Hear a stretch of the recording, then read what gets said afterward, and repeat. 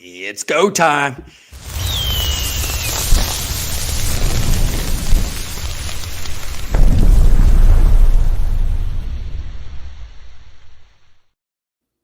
Woo! Let the explosion continue here on Nurses Week. Man, are we showing a lot of love here? And I got Brittany in the house. Brittany, what's going on? Hi, how are you? Oh, a little energetic here. How about that? Yeah. So I got to real quick off the bat. You are from Ohio, .di in Ohio, right? Yep, that's right. Buckeye fan, right? Yep, Columbus, Ohio. Yep. That's okay. We'll love you here from Pittsburgh. It's all good. So I won't hold anything against you. but today, I tell you what, nursing is so important. And what we're talking about this week is just a celebration of how much we love all the nurses out there, what they do for us. And I don't know if you see my LinkedIn thing, but I always say when you meet a nurse and you're in that bed, they're smiling, they're making you comfortable, and they might even have a bad day themselves, but it's like showtime. It's like when they go into that patient, it's like they're a total different person. And, so we're going to deep dive into that. So I got to ask you right off the bat, what made you jump into nursing? So actually, I was undecided in college, and then I started taking some nursing classes. And what really sold me was like the clinical rotations and like the patient care. And I just like loved the hands-on. I loved working with people and just like making that impact and that difference. So yeah, that was kind of what it stemmed from. Nice. I love it. So, okay. But first, I got to tell everybody out there, this is your first podcast live, right? It is. Yes. I got to say that. You know what? Yes, I pulled it in. So you'll have about 1 million more after this. You know that, but I'm the first. Great. Okay. So real quick. So you got into nursing, and then where was your first job at? Take me into your first year, what you were thinking and all this stuff. And it's, of course, you're still in it now. So give me the breakdown. Yeah. So I was 20 years old when I graduated nursing. Felt like a little baby. You were. Yeah. My first job was at Grant Medical Center in Columbus, Ohio. So I worked there for 2 years. I worked night shift.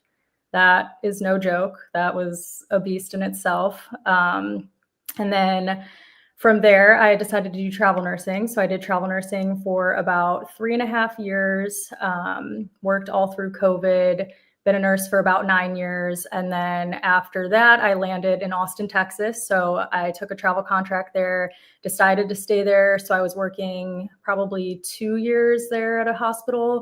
And then I experienced immense burnout. So I decided to do a bit of a career change and got into recruiting. So that's what I do now. Mm-hmm. Okay, so let's go back to night shift, because night shift nursing, it's like I have friends that do it, and it's like no other. So break it down. I mean, was it enjoyable? What did you see on night shift? So the hospital that I worked at, I got really, really great experience. It was a level 1 trauma. So we were seeing a lot of stuff at nighttime, especially on weekends. And so I would say truly what got me through that was my coworkers. They are some of the best people I've ever met. And it's just nice to kind of have that crutch, and it's almost like a family. It's like, you're excited to get there, you work together, you help each other out. I would say the aspect of nights is definitely tough on the body. I don't know how nurses are 10 years in, 15 years in working nights. That is just, it is for some people though. Some people absolutely love that. After I did my 2 years, I was like, I don't think I could ever do this again. Okay. So I can even ask you, do you have special shoes? Because I see nurses with the coolest, running shoes. I mean, is there a certain one that you purchase? So I actually was sent a pair from the company Clove, and they have some really cool designs. I get compliments on them almost every single day at work, whether it's patients, family members, my coworkers. So I use Clove, and I love them. I know a lot of people use the On Clouds or Hoka's. Surprisingly, I've never owned a pair of those myself, but I've heard great things about them. So no Nikes or Adidas? I used to wear Nikes. Nothing but good things to say about Nike. Yeah. This podcast is not sponsored by Nike anyway, but I'm just joking.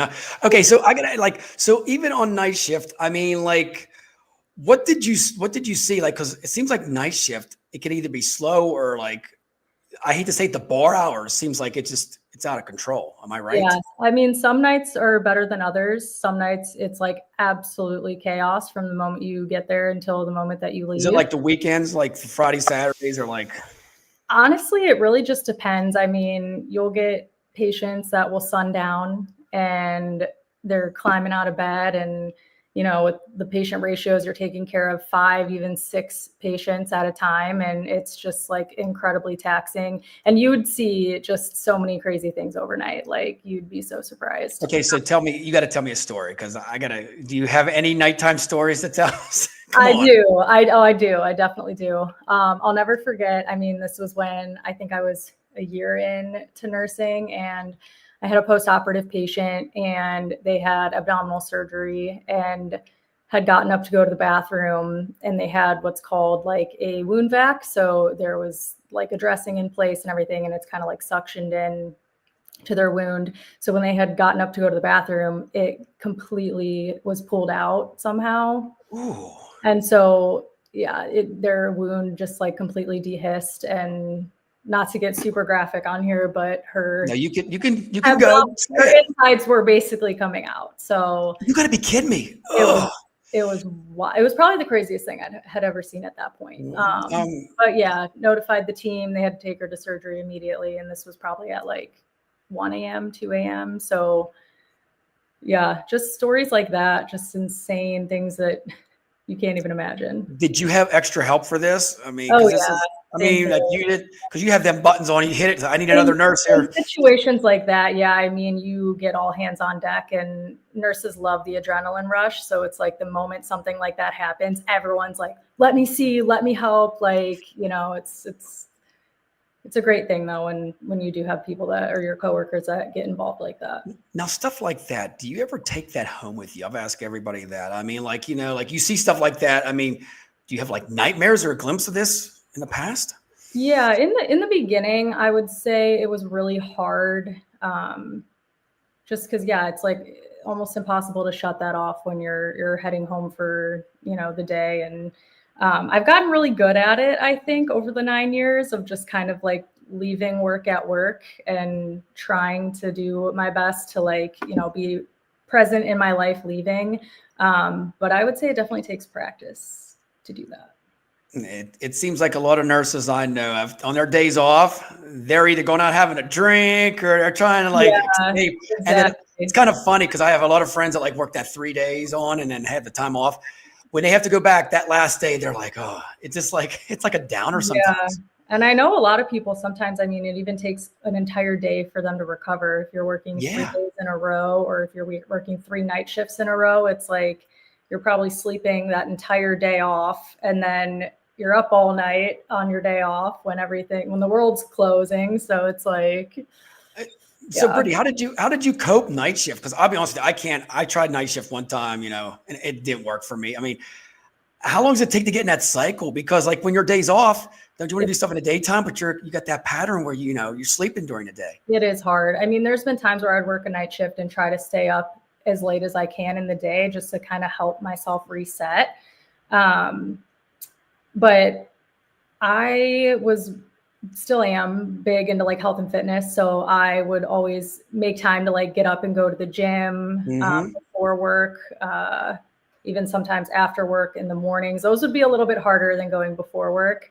But I would just say trying to like do something to help your mental health and just kind of like get yourself ready to get back to those shifts that you have lined up. And all nurses drink a lot of coffee, right? Oh my gosh, yes. Like, is there coffee pots on every floor? Is that what, or do Oh you guys yeah. bring your own? And the vending machines with all of the energy drinks, and yeah.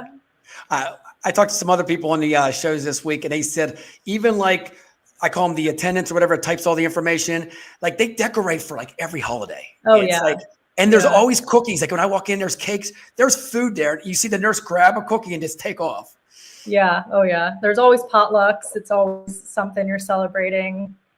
But So when you're on a floor like working night shift, you kind of like work with the same people. You become like a family. yeah, exactly. And that's what I feel like it takes to get through. honestly. So what? Okay, so night shift, you did that for a while, and then what? You converted to like day shift or traveling. What was the next step? Yeah, so when I took my first travel contract, I took a day shift position, and then from there, I really tried my best to strictly stay on day shift. I do remember it was one contract that I really wanted the location. It was in like California, and I had already found housing, and it was reasonable, and Ooh. they only had night shift available. And I was like, okay, you know what? I can do this for 13 weeks.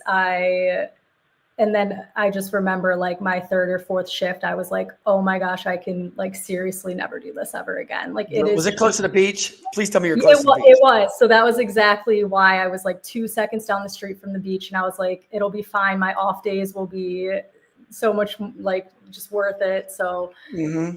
but I just remember after that contract, I was like, it doesn't matter the pay, it doesn't matter the location. My body, like I physically cannot do this. So after that, I had strictly stayed to day shift.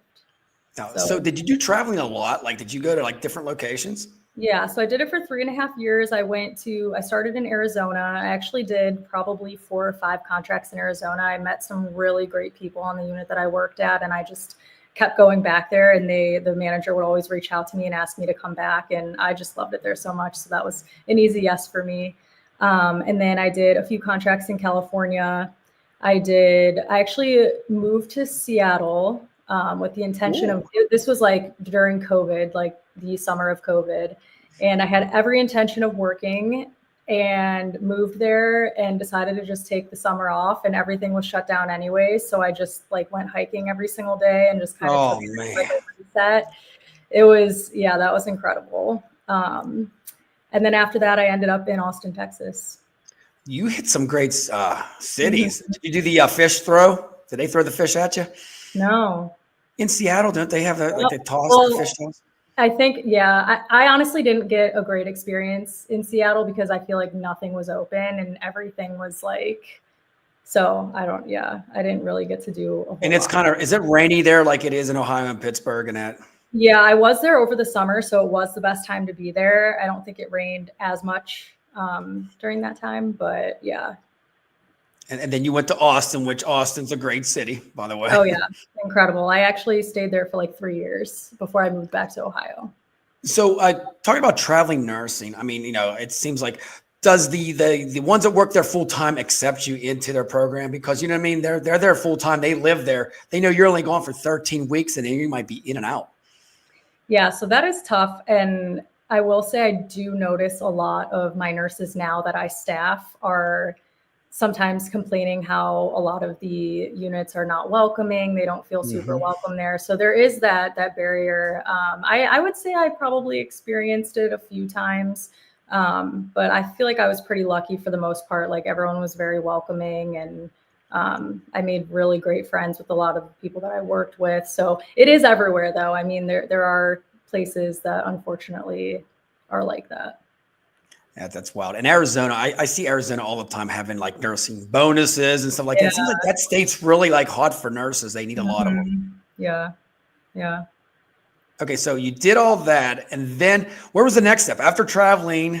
Where did you go from there? So I met my fiance in Austin. So that was why Yeah. that was why I ended up staying there for 3 years. And I just continued my travel contract, but Hmm. it's just like living there. And then I got to a point where I was just so burnt out. And I think a lot of it was the thrill of travel nursing. It's like you're taking these 13-week contracts and they're so exciting and it's fun to experience a new place. And you're working there for 13 weeks and it might be a horrible assignment, but at the same time, your off days are spent exploring, hiking, going to the beach, doing things that are very exciting. And then the 13 weeks is up and you go somewhere else.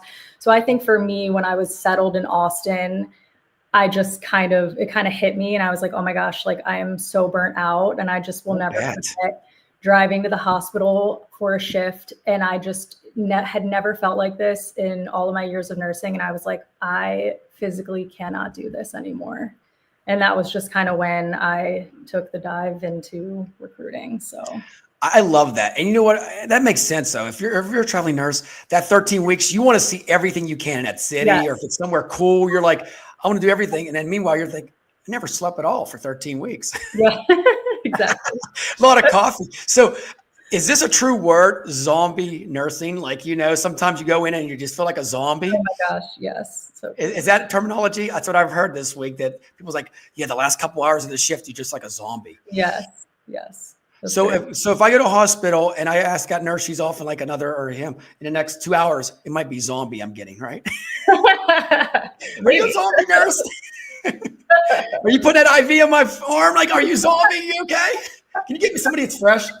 Yeah, or I'm offer just, them an energy drink or a coffee. there you go. So then you found, HealthTrust here. So did you reach out to them to get the position to jump into staffing? Yeah, so that was an interesting journey for me. Yeah, let's hear it. I was working with Host Healthcare, which was my agency at the time, and I was getting a lot when I was posting on social media. I was getting a lot of nurses interested in travel nursing, and so Host had like this referral program, and I was referring. I must have referred at least 50 to 80 people. Now we know as recruiters, that doesn't always work out. Yeah, that's a great number, but again, at the end of the day. So I was thinking to myself, wow, if I become a recruiter and I, like advertise myself out there as a nurse, like I wonder how many nurses I could get under me, and maybe this could be like a lateral move for me. Yeah. But I did struggle though with the interview process, having just nursing experience, no sales experience, no recruiting experience. So I actually was friends with this girl through Instagram, and I saw she was kind of doing the same thing, trying to get a job in recruiting. And she had an interview, got hired with HealthTrust, and she was like, "Oh my gosh, I can refer you." And I was like, "That would be great." And then Nice. that's how I ended up at HealthTrust. So. The word of networking, right? Yeah, There it is. exactly. Boom. Yeah. That's awesome there. So, I mean, being in recruiting now and staffing, and also doing nursing, because you, like you said offline, you're doing nursing on the weekend. Am I right? Yeah. So I do still have a PRN job. Mainly, I want to keep my skills up. I love the patient interaction. It was Love like it. such a tough transition going from working 3 days a week and being on your feet all day in a fast-paced environment to sitting behind a desk and having to really set yourself up for success and stay organized and stay motivated when you're at home. So I think that was very tricky at first, but yeah, I really wanted to keep up my license, my skills. And nursing is such a great career to always fall back on too. So it's not to say years down the road, I won't go back and find a different specialty to get into or do something maybe outpatient. There's just so many different avenues you could go. So You know what? And I found out talking to people this week that when you get a nursing, there's so many different avenues. You don't have to be bedside or a hospital. Exactly. You have, look where you're at now. You're in recruiting, staffing, doing the slash role, which is amazing. I still don't think you get any sleep if you're doing all this. Still driving on a protein bars and coffee. That's how it is. Exactly. Hell yeah. But so getting back to like now recruiting now, what are you seeing that may be a little bit different now that you see like all these nurses coming out of school now? Because you're probably talking to a lot of them, what are they asking for? Because me sitting back here, I'm not in healthcare. Do they want that work-life balance? I mean, how do you actually sell a job to them when sometimes they might have to work like 4 10s?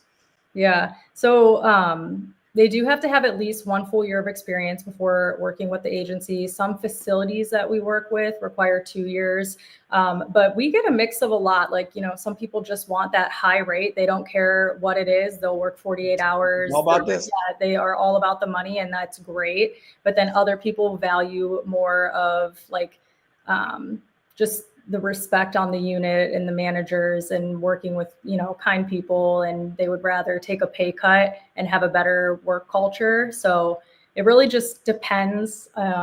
It's very different for everybody, but I would say I see a mix of a lot of it. Yeah. And while you're recruiting, because what's great about it, you've seen the other side. So you can tell, when they're going to a position, you can say the pros and the cons too, because you want them not to quit, because Exactly. I realize when you recruit nurses, the onboarding, it's kind of tedious. Am I right? Oh my gosh. Yeah. It doesn't happen overnight. It's not like light industrial where I say you're getting a job tomorrow. It's a process. How long does it actually take? Well, our onboarding is at minimum 10 business days, which still sometimes isn't enough, because then, if people aren't on top of things are getting missed. And So we say 10 full business days, but it can sometimes be longer than that. Does the candidates get like a little upset because they want a job now? I mean, Yes. do you ever see that? I figured that. And Like, I'm always like, when can you start? And they're like, I can start tomorrow. And I'm like, and you're like, well, I love that, but gotta have at least 10 business days. So yeah, but some people move through that process so quickly. It's incredible. I'm like, yeah, let's get you through the door. exactly. So what are you seeing a lot of like graduates coming out here? If you're dealing with them, do they want to do bedside or they more want to travel A lot of them want to travel. because of So, this, or just they want to see the world I too? would say it's a little bit of both. I mean, there is so much flexibility with travel too. It's like you're on a 13-week contract. You can take 2 weeks off before you want to start your next one. And I would say it's a mix, like the flexibility. Yeah, I would say mostly they're interested in travel. And I think too, a lot of new grads that are on social media see how luxurious and amazing travel nursing can be. So I think like that's ultimately their goal, even maybe going into nursing school, is like, I want to be a travel nurse. So, Well, they see all the perks that come with it. I mean, exactly. I've met a couple of travel nurses before, and they'd always tell me, "Hey, come on down and visit." And they were saying it's a nice place. They comp them for everything and Yeah, food and drinks, and it was like, I mean, this is back in like maybe 20 years ago. I'm like, wow, this is a great 13 weeks, and then maybe they can get it extended a little bit longer. Then I exactly. heard a lot of nurses like want to go on cruise lines now, cruise ships.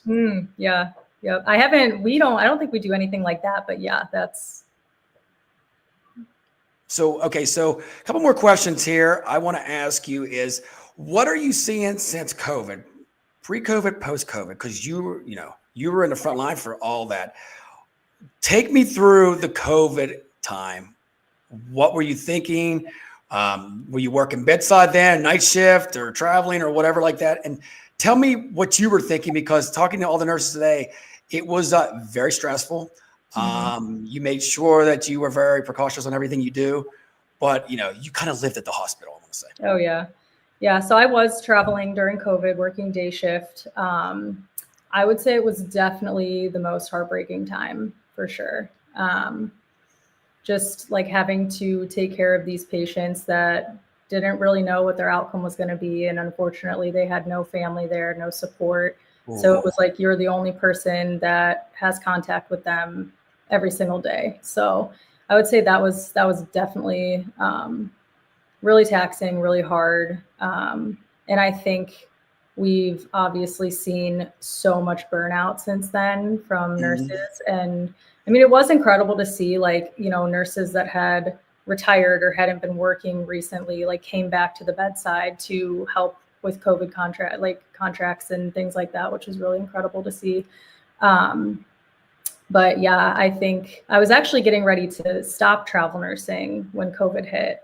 And then I was like, oh my gosh, I would be so silly because all the rates jacked up and The rates were like you were making. I love it. Yeah, the nurses. An interesting perspective being a recruiter now. It's like there were nurses that only did travel nursing during COVID because of the rates. So then once COVID was over and we were trying to pitch these rates and talk to them about pay packages, and they were obviously significantly less than what they were making, no one was interested, and they were like, oh, these rates aren't good anymore. But it's like, these rates are just going back to normal rates. So I know that boom for what, 16 months? Oh, yeah. You guys were like, if you could save all that, I have nurses that they just bought houses with cash money on it. It's like, it was like they lived at the hospital and they said, I'll do this for whatever, 24 months. Yep. And this will be more money I make in 5 years. It's crazy. Is that why? Okay. So the big thing that I hear all week now is there's a nurse shortage. There's a shortage of nurses out there. Oh yeah. What is your take on this? Like, what's up with the kids going to school for nursing? They don't want to do this anymore, or what? What's your take? Yeah, I just think the top of the line is just the unsafe ratios and the inadequate staffing, and I just think that's like ultimately the top dog there. I think something needs to change in order for people to truly want to enjoy their work environment again. And I think it's sad because there's such a negative outlook, I think, on nursing, like coming from nurses that maybe are on social media talking about how horrible their work environment is and how the ratios at work are putting people's license at risk. And I think it's scary. I think it's scary to a lot of young people that have maybe thought about the nursing profession, but now have such a bad outlook on it from other people. And you know what, Brittany, all that stuff that they talk about negativity, it's just one person here and there. You know what I mean? I always say that's a negative workplace. Well, maybe they had a negative experience because they were negative. Exactly. It starts from the negative part. So I always say, don't take one person's opinion. Get about 10 before you really say it. Yeah, exactly. But no, I mean, nursing, I feel like, is just such a huge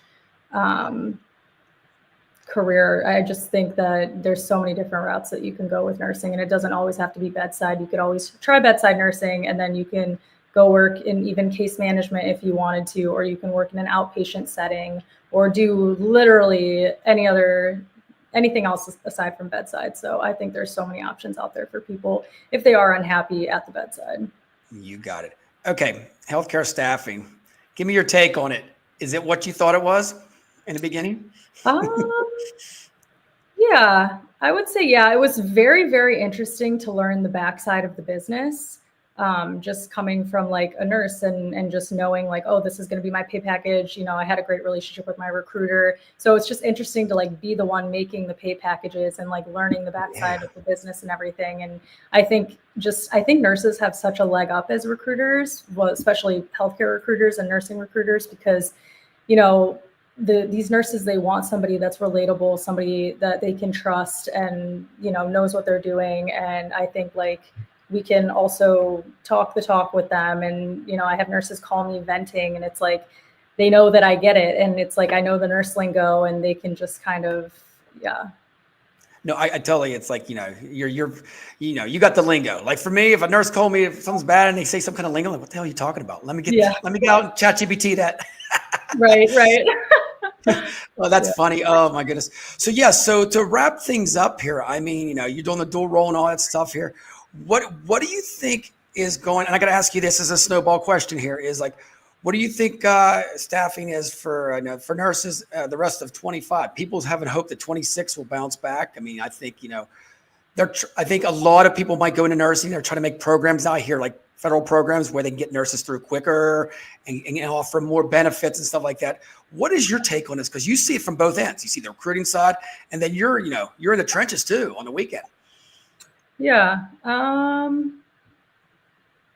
would probably say like, I don't know. I think these nursing programs and stuff, I think if they can get people through the door quicker, that's great. And then they can also get their experience in quicker, and then they can come traveling. I would say right now it is tough. Like we're seeing a lot of contracts being cut with travel nursing. So I know that always usually happens around the summertime, usually happens around the holidays. So it's kind of hard to say, really. I mean, that's okay. That's enough for that one. You're like, stop it, shark.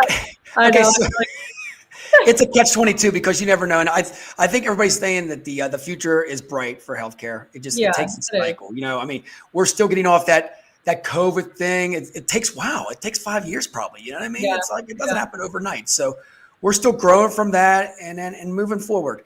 Okay, so fun question here. Do you work with John Ruffini every day or? Not every day.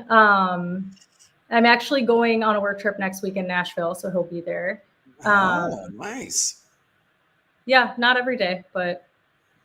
Okay, working with Johnny. Give me your take on it, because I've done 99 shows with Johnny. Oh, he's great. I got a great friend. Isn't he like the salt of earth? Yeah. Yeah, he's always in a good mood, always uplifting. We're giving John a plug right now, John. So by the way, you can send me a gift package later, buddy. Yeah. I know he's traveling right now, or he'd be on the show. But yeah, you have a great organization you're working with, HealthTrust. You guys are very involved in a lot of the SIA, ASA, all the staffing organizations, which I love. Seriously, you picked a good team to work with. Oh yeah, I absolutely love it. There are nothing but good things to say. Yeah, 100%. Okay, before we go, one good story here. Give me one good Brittany story about nursing, maybe somebody that touched your life over the last 9 years. Oh gosh, I feel like I always need to try to be prepared for that question. No, it's okay. Take your time. So I did work on an infusion, like on an oncology unit. So I would say caring for those patients, I get to ring the bell when their cancer treatment is over and they go into remission and everything. So I would say that was probably the most touching contract in place that I've ever worked. It was very rewarding working there. That's right. We got to end up on a rewarding, not a negative one. You know what I mean? Because we probably could have a whole hour on ooh ahs, right? Yeah. I'd be like, holy cow. Oh, Brittany. Hey, before we go, I want to give a shout out to our sponsors, Advanced Partners. They put the fun in funding. If you need funding, you need to call Advanced Partners. Well, hey, Brittany, thank you so much for coming on. Hope you enjoyed it. Your first podcast live. Right. You know, you're out to the whole universe now. You're on the X, you're on Facebook. Look out here. You did a great job. But before we go, I want to give one more big shout out to all the nurses out there. Thank you so much. We love you so much, what you guys do, and you're heroes, just not this week. You're heroes 365. All right, Brittany. Well, hey, thank you so much for coming on. Tell Johnny I said hi, and I'll talk to you soon. Thanks for having me. Bye. All right, peace. We're out of here. We love you, nurses. Take care.